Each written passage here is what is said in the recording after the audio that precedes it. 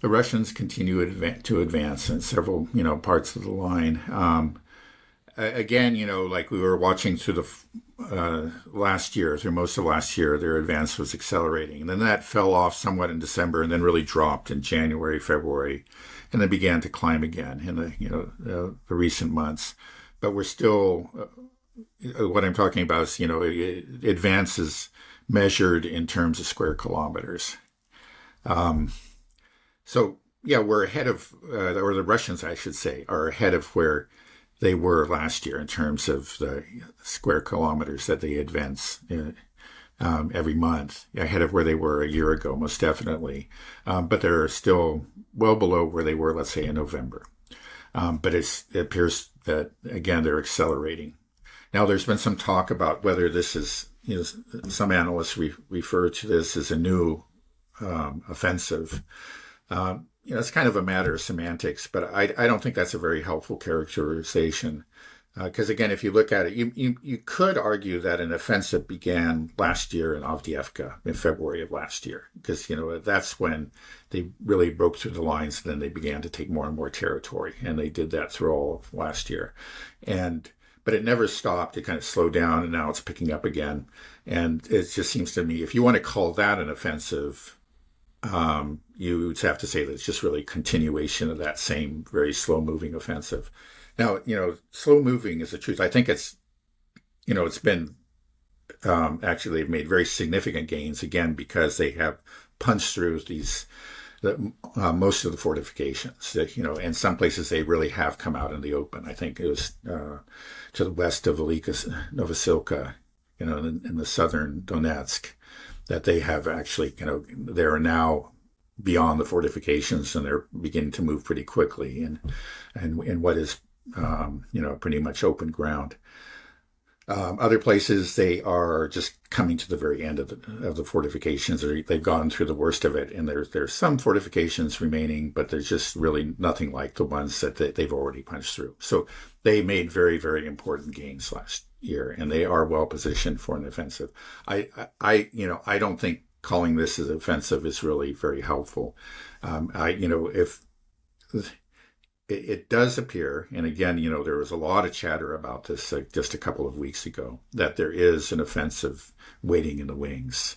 The Russians have many reserves. We know they, I think, have 150,000. I don't know what the total number is. I don't know if that's a known fact, but we're talking about probably hundreds of thousands of soldiers in reserve. In the north and the south, and then actually the northwest. There was a story recently, I believe, in the Wall Street Journal about 2 armies worth that have been created and are very well equipped. They're actually better equipped than the units that are fighting on the front lines right now.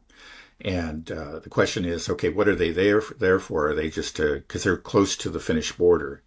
Are they there just to defend against NATO? And some people have argued that, okay, they're just there as kind of contingency forces. If NATO actually decides to come in, then they will be there and brought into the fight. And others say that doesn't really make sense. You have a war that's ongoing. Why don't you use them? And it may be somewhere in between. Like some of those will stay on the border, but some of them, maybe a whole army's worth will be brought in. So that's, I think we're still waiting for the offensive. And it was predicted that it would happen sometime in May or June. So we'll see. I think, when weather conditions improve, and I think we're coming out of the Rasputitsa, the mud season. So I think there's a real chance that we'll see a major offensive. And it could very well happen in more than one place. Many people have been pointing to Zaporozhye in the south.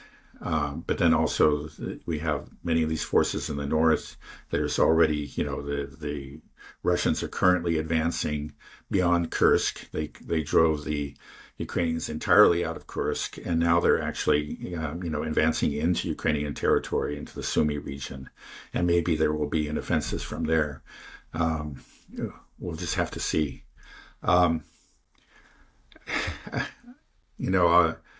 I think it was maybe last week I saw there was an article by David Axe, who is a very ardent supporter of the Ukrainians. And he writes for Forbes magazine. It's always about incredible things that the Ukrainians have done. And most of it's true, but like you're talking about a big war with a front that's almost 1,000 miles. You can always find some tactical success, but it doesn't really tell you it doesn't give you a true picture of the strategic reality. Let me just put it that way. Um, but he did a calculation. He said that at the current rate, the Russians, it'll take them 100 years or more than 100 years to take all of Ukraine. And I stopped and said, well, let's see, what does my calculation do? I didn't look at all of Ukraine, but to say if the Russians take these largely Russian, these Russian speaking territories in the east and in the south, Kharkov and, of course, Donbass, but, maybe also Dnipropetrovsk and Nikolaev in the south and Odessa. What if they take that? That seems like many people believe that that's what the Russians will end up taking. Well, at the current rate, or looking at the average of the advances last year, or starting from February of last year over a 12-month period, you average that out, it would take 28 years. So basically, he's right. So, you say, wow, okay. Yeah, obviously, if they're going to take this territory, at some point, this has to accelerate rather significantly. Now, if somebody say, boy, the Russians are doing terribly, I would say that doesn't, the amount of territory taken doesn't tell you. It means something, but it doesn't tell you a whole lot. I expect that if you did a similar analysis, let's say in 1917 during World War I, you would probably get the same results. Boy, it's going to take the British and the French 100 years, or even after the Americans came, it looks like it'll be 100 years before they take Germany. Yeah, probably would, because remember, those lines moved very, very slowly, sometimes not at all, for long periods of time. But the truth was that Germany was on its last legs, and there was a collapse. They finally, within American offensives, the Allied forces broke through in a big way, and Germany surrendered. So you can take that statistic, and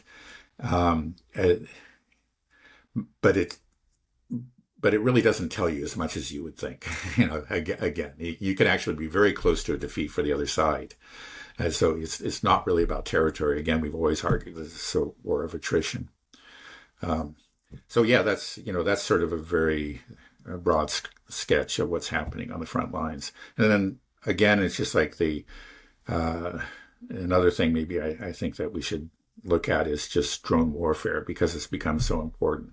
It's a huge part of what this war it entails. It's like, that's what's really revolutionized this war and made it so much different from wars in the past.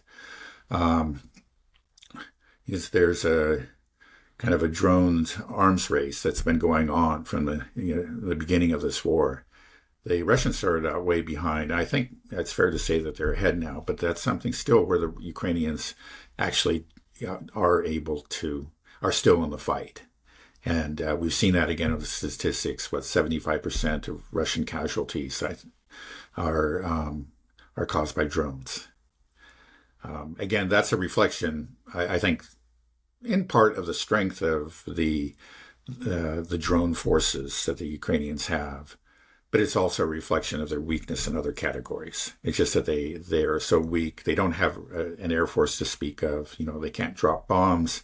They have they're greatly outmatched in artillery, and so they're just not. They don't really have many ways to kill Russians. To just put it bluntly, the one way they can still kill Russians is with drones.